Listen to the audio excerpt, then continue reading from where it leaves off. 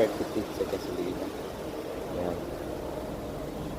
Yan ang espresso na super tipid sa gasolina na talagang makakatipid ka lalo na kung medyo malayo at kaya naman yung magbiyahe kahit sa malayo. Yan po yung super tipid na espresso. So, yan sa espresso ay super na super tipid at yan ang pinaka-best na sa ngayon. Super tipid.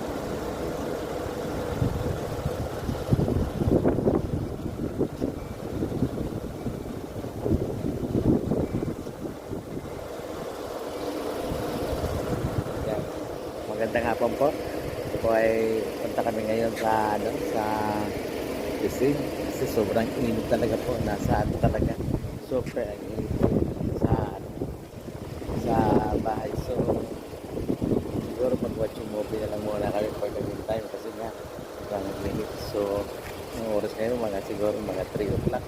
Sobra pa rin ang init, makapagpalamig ng konti. So yun lang po ang purpose, watching movie siguro after.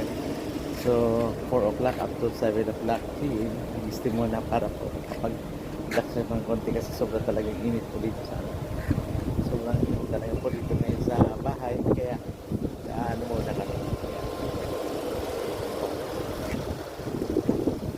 yan yan okay, thank God. Good afternoon sa lahat po ng aking mga friends sa Virus. Kayo po ay thanks and God bless.